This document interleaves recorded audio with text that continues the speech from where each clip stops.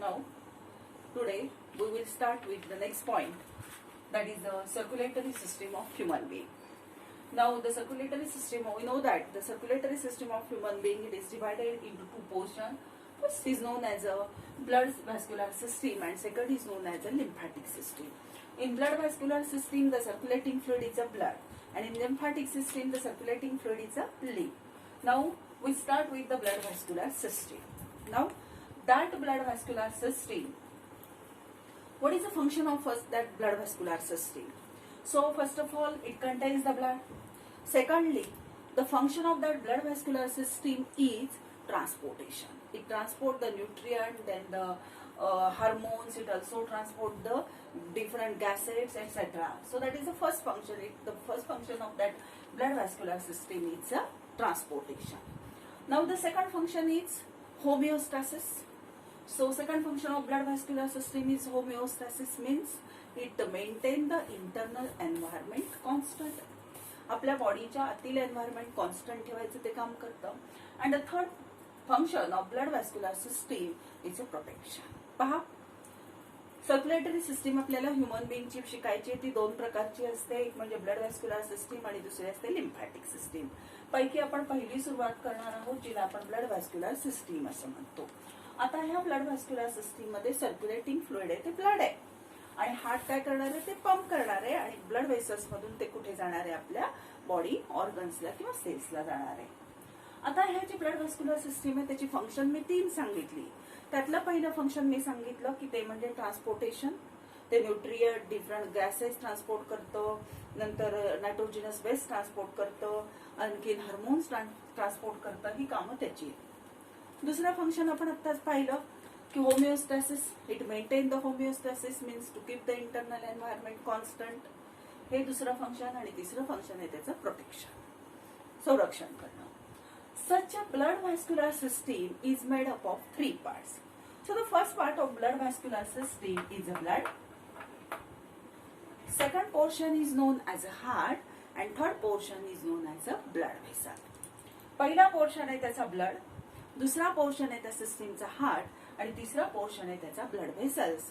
So first we start with the first portion which we known as a blood. So first of all, the study of blood is known as a hematology. So what is hematology? Hematology means it is the study of blood. That is hematology. Now the adult contain about 4 to 6 liter of blood. So adult body contain 4 to 6 liter of blood. Now what is blood? So blood is red in color. Blood is red in color. That blood is a liquid connective tissue. That means it is a mesodermal in origin. Then that blood is alkaline.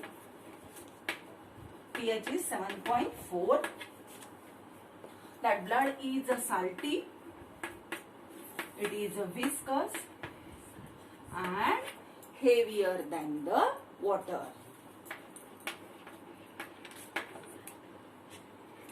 And heavier than the water. पहा, ब्लडची definition आपण केलेली आहे की साधारणतः आपण पाहिलं की ब्लडची जी study करतात त्या स्टडीला म्हणतात हिमॅटॉलॉजी. हा शब्द लक्षात ठेवा. अडल्ट बॉडीमध्ये 4 ते 6 लिटर एवढं ब्लड असतं. ब्लड म्हणजे काय? तर blood it is red in colour, लाल कलर आहे. लिक्विड कनेक्टिव्ह टिश्यू और फ्लुइड कनेक्टिव्ह टिश्यू. हा फ्लुइड कनेक्टिव्ह टिश्यू आहे. कनेक्टिव्ह टिश्यू शिकताना 11वीत आपण लिक्विड कनेक्टिव्ह टिश्यू बद्दल ब्लड म्हटलेलं होतं. हा एम्ब्रियोनिक मेझोडर्म पासून तयार झालेला आहे. 3 जर्मिनल लेअर तुम्हाला सगळ्यांना माहिती आहेत, एक्टोडर्म, एंडोडर्म आणि मेझोडर्म. पैकी हा मेझोडर्म पासून तयार झालाय, म्हणून ह्याचं ओरिजिन कसं आहे, मेझोडर्मल आहे. अल्कलाईन आहे.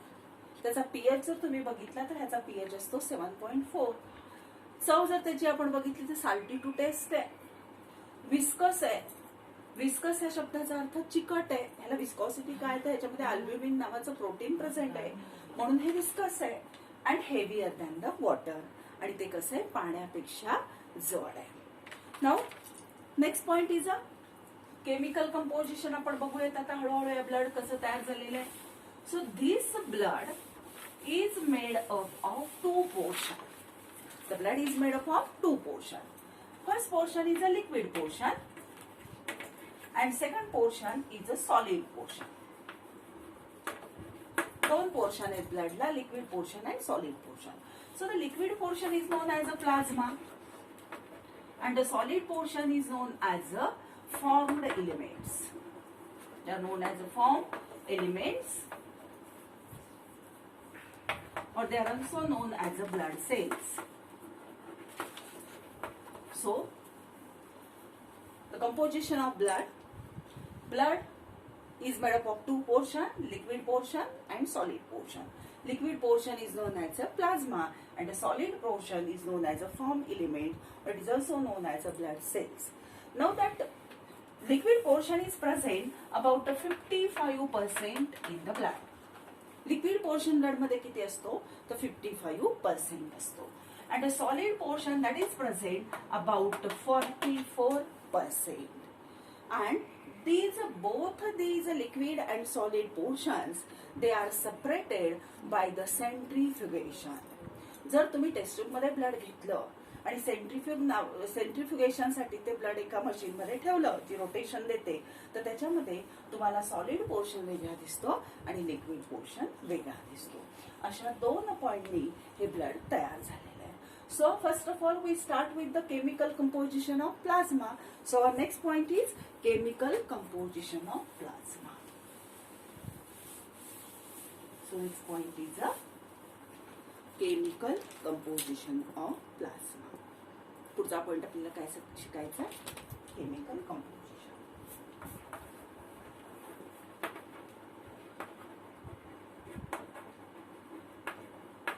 So first of all what is plasma? So the plasma is a liquid portion of blood. The percentage is about 55%. That plasma is a straw colored, pale yellow color ला आपण straw colored म्हणतो. That plasma is a straw colored. That plasma is a slightly alkaline. So the pH of plasma is also 7.4 and that is viscous. And तो सुद्धा कसा आहे चिकट आहे. Now such a plasma, it is made up of 90% of water. That plasma is made up of 90% of water. पहा लक्षात येते का? आपण प्लाझ्माची केमिकल कंपोजिशन बघतोय. प्लाझ्मा बद्दल मी तुम्हाला काय सांगितलं की प्लाझ्मा म्हणजे ह्या ब्लडचा लिक्विड पोर्शन आहे ज्याचं प्रमाण 55% आहे. प्लाझ्मा हा स्ट्रॉ कलरचा आहे. त्याच्यानंतर पेल येलो कलर म्हटलं तरी चालू शकतं. अल्कलाईन आहे, पीएच 7.4 आहे. त्याच्यानंतर पुढचा पॉइंट आपण पाहिला की तो विस्कस पण आहे, थोडासा कसा आहे चिकट आहे. मग ह्या प्लाझ्मा मध्ये काय प्रेझेंट असतं तर इन जनरल लक्षात ठेवा की प्लाझ्मा मध्ये 90% पाणी असतं आणि 10% फक्त त्याच्यामध्ये काय प्रेझेंट असतं तर ऑर्गॅनिक आणि इनऑर्गॅनिक कॉन्स्टिट्युएंट्स प्रेझेंट असतात. मग आता ऑर्गॅनिक आणि इनऑर्गॅनिक कॉन्स्टिट्युएंट्स कुठले तर ते आपण एक एक बघूया. So first of all it contains 90% of water. Secondly it contains 7 to 8% of plasma proteins. Plasma proteins. Plasma मध्ये काय असतात प्लाझ्मा प्रोटीन्स असतात. कुठले कुठली प्लाझ्मा प्रोटीन्स असतात तर albumin, globulin, prothrombin, then fibrinogen आणि property. All these are the proteins which are present in the plasma. नाव लक्षात ठेवा. So what are the functions of the proteins? So albumin is a plasma protein which gives the viscosity to our blood. Globulin, that are the antibodies which we know as the globulins. Then the prothrombin and fibrinogen, they play important role in the process of blood clotting. And what is the function of properdin? It is helpful in the process of phagocytosis. Plasma मध्ये कुठले proteins आहेत plasma पहा. Albumin, globulin, prothrombin, fibrinogen आणि property. आता अल्ब्युमिनचं काय काम सांगितलं? Viscosity. Globulin म्हणजे अँटीबॉडीज बॉडीमध्ये तयार होणाऱ्या. प्रोथ्रोम्बिन आणि फायब्रिनोजेनचं फंक्शन किंवा रोल कशामध्ये? तर आपलं ब्लड गोठण्याची जी प्रोसेस आहे त्याच्यामध्ये. आणि प्रॉपर्टीचं काय काम आहे? तर ते मी तुम्हाला आता सांगितलं की ते काय करतं? फॅगोसायटोसिसच्या प्रोसेसला मदत करतं. आता पुढचा पॉइंट पहा, अजून ब्लड मध्ये आपल्या काय प्रेझेंट असतं? तर ऑदर सबस्टन्सेस आहेत त्याच्यामध्ये. आणि ऑदर्स किती प्रमाणामध्ये? तर 1 to 2% of other substances are present. आणि in that other substances which substances are present? So it contains the food. Others मध्ये कोण येतं? फूड. और डायजेस्टेड फूड स्टफ म्हटलं तरी सुद्धा चालू शकतं. मग ह्या फूड मध्ये कोण असतं? It contains glucose, then amino acid, then it contains the fatty acid, it also contains the glycerides. पहा, आता आपण पाहतोय की ह्या 90% पाणी झालं, 7 ते 8% त्याच्यामध्ये कोण झालं? प्लाझ्मा प्रोटीन झाले. आता उरलेले पर्सेंटेज आपण बघत चाललोय, कारण प्लाझ्मा मध्ये 90% प्राणी आहे आणि 10% ऑर्गॅनिक आणि इनऑर्गॅनिक कॉन्स्टिट्युएंट्स आहेत. मग त्याच्यामध्ये ऑदर्स किती आहेत? 1 ते 2%. ऑदर मध्ये कोण येतं? फूड. फूड मध्ये कोण आहे? Glucose, amino acid, fatty acid आणि ट्रायग्लिसराइड्स आहे. कार्बोहायड्रेटचं डायजेशन झालं की ग्लुकोज तयार होतो. प्रोटीनचं डायजेशन झालं की अमायनो ऍसिड तयार होतात. लिपिडचं डायजेशन झालं की फॅटी ऍसिड्स आणि ट्रायग्लिसराइड्स तयार होतात. ते कशामध्ये प्रेझेंट असतात? तर डायजेस्टेड फूडच्या फॉर्म मध्ये ह्या प्लाझ्मामध्ये प्रेझेंट असतात. आणखी इट कंटेन्स द वेस्ट. कुठली वेस्ट असतात ह्याच्यामध्ये? तर पहिलं वेस्ट असतं युरिया, दुसरं आहे युरिक ऍसिड आणि तिसरं असतं क्रिएटिनिन. हे सगळं आपण आता 11th सायन्स मध्ये शिकलेलं आहे. युरिया, युरिक ऍसिड आणि क्रिएटिनिन. युरिया कसा तयार होतो तुम्हाला माहिती आहे? एक्सेस अमायनो ऍसिडचं कन्व्हर्जन युरियामध्ये होतो. आपण युरिया एक्सक्रीट करतो. त्याच्यानंतर नायट्रोजिनस बेसेस प्युरिन्स आणि पायरिमिडिन्स यांचं जर डिग्रेडेशन झालं तर त्याच्यापासून युरिक ऍसिड तयार होतं. आणि क्रिएटिनिन हे मस्क्युलर ऍक्टिव्हिटीमध्ये काय तयार होतं? क्रिएटिनिन तयार होतं. असे वेस्ट कशामध्ये प्रेझेंट असतात? तर they are present in the plasma. Then that plasma also contains the regulators.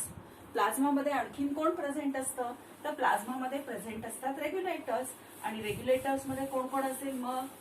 तर रेग्युलेटर्स कंटेन्स हार्मोन्स, एन्झाईम. प्लाझ्मामध्ये कोण असतात? रेग्युलेटर्स. आणि रेग्युलेटर्स मध्ये कोण असतं? It contains hormones, then enzymes and vitamins. Hormones असतात, एन्झाईम्स असतात आणि विटामिन्स असतात. That plasma also contains anticoagulant. It contain the अँटीकोॲग्युलंट. अँटीकोॲग्युलंट कोण आहे? That is the heparin. रक्त गोठू न देणारा सबस्टन्स कुठे प्रेझेंट असतो? प्लाझ्मामध्ये प्रेझेंट असतो. आणखीन काय प्रेझेंट असतं प्लाझ्मामध्ये? तर it contains the cholesterol and antibodies. Cholesterol and antibodies हे सगळं कशात प्रेझेंट असतं? प्लाझ्मामध्ये प्रेझेंट असतं. It also content the gases. कुठले कुठले गॅसेस असतील? कार्बन डायऑक्साईड असेल, ऑक्सिजन असेल, नायट्रोजन असेल. पहा लक्षात येत आहे का? रेग्युलेटर्सच्या फॉर्म मध्ये प्लाझ्मामध्ये असतात हार्मोन, एन्झाईम आणि विटामिन्स. वेगवेगळे हार्मोन्स असतात, एन्झाईम्स असतात, विटामिन्स असतात. तसंच त्याच्यामध्ये अँटीकोॲग्युलंट एजंट असतो ज्याला आपण हिपॅरिन असं म्हणतो. त्याच्यानंतर त्याच्यामध्ये कोलेस्टेरॉल पण असतं आणि अँटीबॉडीज पण असतात. आणखीन त्याच्यामध्ये काय प्रेझेंट असतं? तर त्याच्यामध्ये वेगवेगळे गॅसेस प्रेझेंट असतात. मग ते कुठले गॅसेस प्रेझेंट असतात? तर ते असतात कार्बन डायऑक्साईड असतात, ऑक्सिजन असतो, नायट्रोजन असतो. हे सगळं काय झालं? These are the organic constituents which are present in the plasma. आता इनऑर्गॅनिक कॉन्स्टिट्युएंट्स कुठले आहेत? तर ते आहेत इनऑर्गॅनिक कॉन्स्टिट्युएंट्स. तर ते किंवा त्याला तुमच्या पुस्तकात इनऑर्गॅनिक सॉल्ट्स म्हटलेले. मग ते आहेत Na+, K+, Ca++, नंतर Fe++, फेरस. आणखीन काय असतं प्लाझ्मामध्ये? तर Cl मायनस असतं, HCO3 मायनस प्रेझेंट असतं आणि PO4 3 मायनस काय प्रेझेंट असतं. म्हणजे various कॅटायन्स and अनायन्स of positively charge आणि निगेटिव्हली चार्ज कोण असतं, सोडियम, पोटॅशियम, कॅल्शियम, फेरस, नंतर Cl मायनस, HCO3 मायनस आणि PO4 minus. That is about the chemical composition of plasma. Now the next portion of blood is a formed element. That is a solid portion of blood, and it is present about 44%, which is a solid portion. That formed elements are also known as the blood cells. So in that formed elements, 3 types of blood cells are present. So first is known as a RBC, second is known as a WBC, and third one is known as a platelets. RBCs means red blood corpuscles, which are also known as a erythrocytes. WBCs are known as the white blood cells or leukocytes, and the platelets, they are also known as a thrombocytes. Now we start with the first type, which we known as the RBCs. So red blood cells, RBCs, or they are also known as what? They are known as a erythrocytes. First of all, that the erythrocytes, they are abundant in our body. They are present in the millions in our blood. So this is the RBC.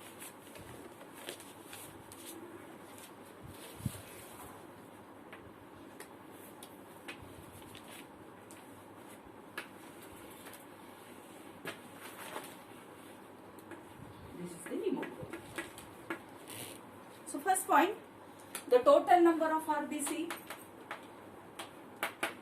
So the total number of RBC is, in case of male, it is present 5.1 to 5.8 million per cubic millimeter in case of male. Male मध्ये एका mm चा cube जर तुम्ही घेतला आणि त्याच्यामध्ये किती RBC पाहिलं तर त्याची संख्या किती असते, मिलियन्स मध्ये असते. हे आकडे लक्षात ठेवा, एमसीक्यू ला विचारले जातात. So in case of male, the total number of RBC that is 5.1 to 5.8 millions per cubic millimeter. Now in case of female, the total number of RBC, it is about 4.3 to 5.2 million per cubic millimeter. Female मध्ये थोडंसं प्रमाण कमी आहे. किती असतं ते? 4.3 to 5.2 million per cubic millimeter, and that is known as a total RBC count. ह्याला काय म्हटलं जातं? Total RBC count. That is about the total number. Now the next point is a structure. पुढचा पॉइंट आपल्याला काय शिकायचा आहे? Structure. So that RBCs, first of all, they are circular. They are biconcave. They are disc shaped. They are circular. They are biconcave. They are disc shaped and enucleated. लक्ष द्या थोडंसं पहा. Structure आपण पाहतोय. स्ट्रक्चर तुमच्या समोर आहे बोर्डवर की त्या सर्क्युलर आहेत आकाराने आणि बायकॉन्केव्ह आहेत. ह्याची दोन्ही जर बाजू घेतली तर तिथं कॉन्व्हेक्सिटी तुम्हाला दिसते, कॉन्कॅव्हिटी तुम्हाला तिथे दिसते. So that is known as a biconcave. खड्डे तुम्हाला दिसतात. So that is known as a biconcave. Disc shape असतात. त्या डिस्क कशी दिसते त्या पद्धतीच्या असतात. आणि इन्युक्लिएटेड म्हणजे nucleus is totally absent. RBC मध्ये न्यूक्लियस असत नाही. So the nucleated RBCs are present only in the camel and llama. Camel हा जो ॲनिमल आहे किंवा लॅमा नावाचा जो काही ॲनिमल आहे त्याच्यामध्ये मात्र ज्या आरबीसी आहेत त्या कशा आहेत, न्यूक्लिएटेड आहे. मग हे एक्सेप्शनल केस आहे, ही तुम्हाला परीक्षेमध्ये विचारली जाते, त्यामुळे त्याच्याकडे लक्ष ठेवा. आता हिचं आपण स्ट्रक्चर बघतोय. स्ट्रक्चरली आत्ताच आपण बघितलं की त्याचा शेप कसा आहे. Now the colour of RBC is red. They are red in colour because they contains the hemoglobin.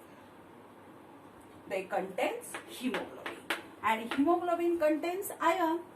So the color of RBC is a red in color. Now when we study the RBC, in that RBC it only contains the cytoplasm. Now that cytoplasm of RBC is known as a stroma, and in that cytoplasm only the respiratory pigment which we known as a hemoglobin, that is present. So in a mature RBC, nucleus, then mitochondria or other membrane bound cell organelle, they are totally absent, means it only contains cytoplasm, and in that cytoplasm it contains the hemoglobin. Now we know that in that cytoplasm, that RBC also contain the carbonic anhydrase enzyme. Respiration मध्ये आपण शिकलो की ही जी RBC आहे हिच्यामध्ये carbonic अनहायड्रेज नावाचं काय असतं, enzyme आहे. पहा स्ट्रक्चर आपण शिकतोय. स्ट्रक्चरली तुम्ही त्याचा आकार बघितला, गोल आहे, बायकॉन्केव्ह आहे, दोन्ही साईडला त्याच्या खड्डे दिसत आहेत, डिस्क शेप आहेत त्या, आणि इन्युक्लिएटेड आहे. न्यूक्लिएटेड आरबीसी कोणाच्या सांगितल्या, कॅबल आणि लॅमा. लॅमा म्हणजे हा पण एक अॅनिमल आहे, मीट आणि ऊल त्याच्यापासून ऑब्टेन करतात. ह्या रेड कलरला आहेत. का रेड आहेत, तर त्याच्यामध्ये हिमोग्लोबिन आहे, हिमोग्लोबिन मध्ये आयर्न आहे, त्यामुळे त्या रेड आहेत.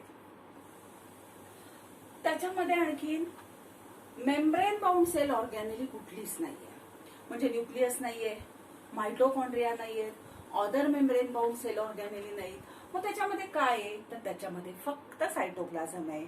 त्या सायटोप्लाझमला काय म्हणतात, स्ट्रोमा म्हणतात, आणि त्या सायटोप्लाझम मध्ये काय असतं, हिमोग्लोबिन असतं.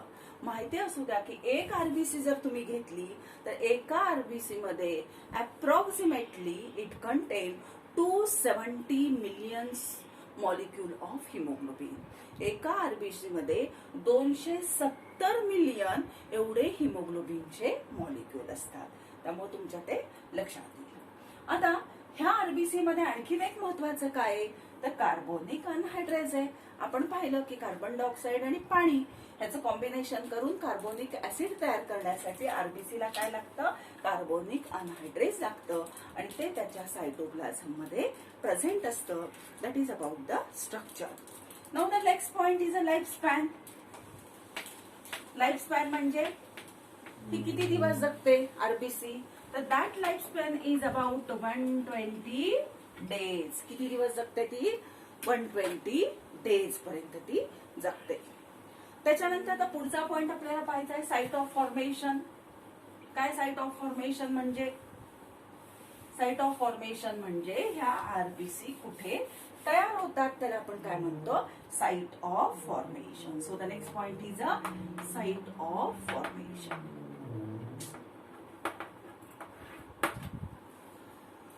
So first of all, the process of formation of erythrocyte is known as a erythropoiesis. Erythropoiesis. So what is erythropoiesis? Poiesis means formation. Erythro म्हणजे erythrocyte. So erythropoiesis means process of formation of erythrocyte is known as a erythropoiesis. Now they are produced from hemocytoblast or reticulocytes. They are produced from hemocytoblast or reticulocytes. ह्या त्याच्या developing stages आहेत. RBC कशी तयार होते, कोणापासून तयार होते, तर RBC हिमोसायटोप्लास्ट किंवा रेटिक्युलोसाइट्स पासून ती पुढे मॅच्युअर आरबीसी काय होत असते, तयार होत असते. Now the site of formation in case of fetus. आता बघा तुम्ही, फिटस म्हणजे काय? गर्भ. गर्भामध्ये ही जी फॉर्मेशनची साईट आहे, इरिथ्रोपॉयसिसची साईट कुठली आहे? तर इरिथ्रोपॉयटिक ऑर्गन असतो त्याच्यामध्ये, आणि तो इरिथ्रोपॉयटिक ऑर्गन कुठला आहे? तर तो आहे लिव्हर अँड स्प्लीन. गर्भामध्ये आरबीसी कशापासून तयार होतात? तर त्या गर्भाचं लिव्हर आहे, ज्याला तुम्ही यकृत म्हणतात, आणि स्प्लीन हा एक ऑर्गन आहे, त्या स्प्लीन पासून ते काय होतात? तयार होतात. Now in case of adult, adult मध्ये आरबीसीज कोणापासून तयार होतात? तर अडल्ट मध्ये they are produce or develop in the red bone marrow. आता 11वीला तुम्ही बोन बद्दल शिकलाय, त्याच्यामध्ये एक येलो मॅरो असतो आणि एक रेड बोन मॅरो असतो. तर ह्या रेड बोन मॅरो मध्ये काय होत असतं? आरबीसीचं फॉर्मेशन हे अडल्ट मध्ये होत असतं. And for its formation that RBC require, काय काय लागतं आरबीसी फॉर्मेशनला? इट रिक्वायर विटॅमिन B12, लक्षात ठेवा. It require folic acid and it also require haem protein. काय काय लागतं त्याच्यामध्ये? हीम प्रोटीन लागतं. So for the formation of RBC, it requires vitamin B12, folic acid and heme protein. आणखीन ह्याला काय लागतं? It also require erythropoietin hormone लागतं. आरबीसी फॉर्मेशन साठी लागणारा हार्मोन कुठलं आहे? तर त्या हार्मोनचं नाव आहे इरिथ्रोपॉयटिन. लक्षात ठेवा, इरिथ्रोपॉयटिन.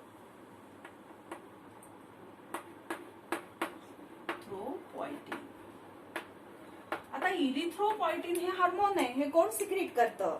Which is secreted from the cells of our kidney. आपल्या किडनीच्या ज्या सेल्स असतात ते इरिथ्रोपॉयटिन सिक्रेट करतात. And such erythropoietin it gives the stimulus to our red bone marrow for the formation of RBC. लक्षात येते का? पहा, आरबीसी फॉर्मेशन साठी विटॅमिन B12, फॉलिक ऍसिड आणि काय लागतं? हीम प्रोटीन लागतं. मग आणखीन ह्याच्या बरोबर ह्याला इरिथ्रोपॉयटिन पण सिक्रेट केलं जातं हार्मोन. कोण करतं? किडनीच्या सेल्स. आणि हे इरिथ्रोपॉयटिन काय करतं? रेड बोन मॅरोला स्टिम्युलस देतं. कशासाठी? For the formation of RBC. That is about the site of formation. आता आपल्याला पुढचा पॉइंट शिकायचा आहे, तो म्हणजे साइट ऑफ डिस्ट्रक्शन. फॉर्मेशन झालं, आता ते डिस्ट्रॉय कुठे केला जातात? So the next point is the site of destruction. Destroy कुठे होतात? So they are destroyed in the liver and the spleen. 120 दिवसाचा त्यांचा लाईफ स्पॅन कंप्लीट केल्यानंतर, त्या डेड झाल्यानंतर त्या कुठे डिस्ट्रॉय होतात? तर त्या डिस्ट्रॉय व्हायची साईट आहे लिव्हर. एक तर त्या लिव्हरला जाऊन डिस्ट्रॉय केल्या जाते किंवा आपल्या स्प्लीनला जाऊन. म्हणून ही जी स्प्लीन आहे हिला फिल्टर ऑफ ब्लड असंही म्हटलं जातं, किंवा हिला ग्रेवयार्ड ऑफ आरबीसी म्हटलं. आरबीसी म्हणल्यापेक्षा simply it is known as a graveyard. कत्तलखाना ज्याला तुम्ही मराठीत म्हणतात, तो शब्द कशाला वापरतात? स्प्लीनला. So spleen that is known as a graveyard of RBC. That is the site of destruction. आता डिस्ट्रक्शन झाल्यानंतर पुढे आपल्याला काय दिले पुस्तकात? तर डिसऑर्डर आहे. डिसऑर्डर्स कुठल्या कुठल्या आहेत आपल्या पुस्तकात दिलेल्या? त्यातली पहिली आहे पॉलीसायथेमिया. पहा, पॉलीसायथेमिया म्हणजे काय? Polycythaemia means increase in the number of RBC, that is known as a polycythaemia. RBC आहे त्याच्यापेक्षा, नॉर्मल ह्याच्यापेक्षा एक लक्षात घ्या की नॉर्मल ज्या काही रेंज आपल्या पुस्तकात दिलेल्या आहेत त्याच्यापेक्षा एखादी गोष्ट वाढली तरी डिसऑर्डर असते आणि कमी झाली तरी डिसऑर्डर असते. मग पॉलीसायथेमियामध्ये मी काय सांगितलं तुम्हाला? There is a increase. तिथं काय होतं? आरबीसीची संख्या वाढते. So that is known as a polycythaemia. आणि दुसरी डिसऑर्डर पुस्तकात कुठली दिलेली आहे? ती आहे इरिथ्रोसायटोपेनिया. इरिथ्रोसायटोपेनिया. आता इरिथ्रोसायटोपेनिया म्हणजे काय? पहा, पेनिया म्हणजे decrease. So when there is a decrease in the number of RBC than the normal range, that is known as a erythrocytopenia. मग सारी गोष्ट आहे, आरबीसीची संख्या आहे त्याच्यापेक्षा जर कमी झाली तर त्या पर्सनला काय होत असेल, that person suffer from the anaemia, तो ॲनेमिक होईल. बरोबर, ज्याच्यामध्ये ऑक्सिजन कॅरिंग कॅपॅसिटी वगैरे काय होईल, कमी होईल. तर हे दोन्ही नावं लक्षात ठेवा. पॉलिसायथेमिया म्हणजे increase in the number of RBC आणि erythrocytopenia means decrease in the number of RBC. जर इरिथ्रोसायटोपेनिया झाला तर आपल्याला काय होऊ शकतं, ॲनेमिया होऊ शकतं. नाही. Now the next point is a function of RBC. आता आरबीसीचे फंक्शन तुम्हाला माहिती आहे. कुठलं फंक्शन आहे आरबीसीचं, तर पहिलं फंक्शन आहे, it is useful in the transport of oxygen and carbon dioxide.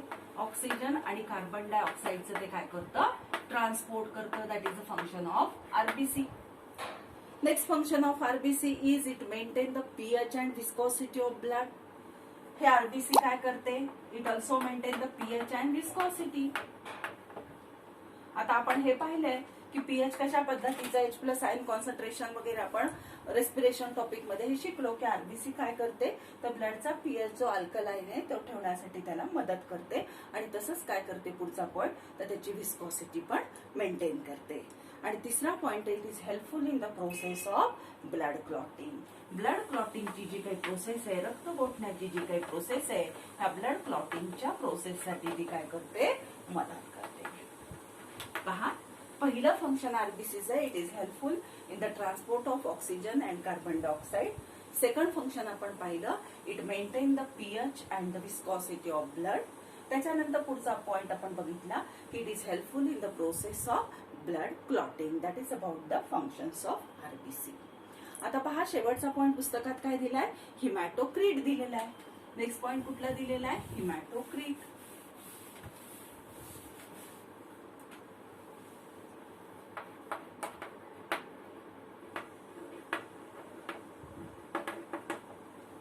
पुढचा पॉइंट काय पुस्तकामधला, hematocrit. Hematocrit means what, the ratio of volume of RBC to the total volume of blood. Ratio of volume of RBC to the total, ratio of volume of RBC to the total volume of blood. Total जे काही तुमच्या बॉडीमध्ये blood आहे त्याच्यामधला actually आरबीसीचा जो ratio असतो blood मध्ये, त्या रेशोला आपण काय म्हणतो, हिमॅटोक्रीट असं म्हणतो.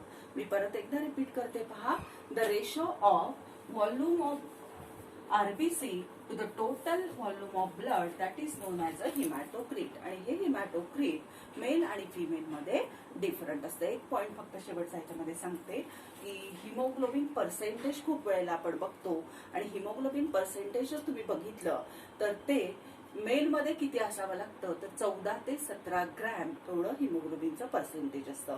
आणि फिमेल मध्ये ते किती असतं, तर 13 ते 15 ग्रॅम एवढं हिमोग्लोबिन पर्सेंटेज असतं. That is about the RBC.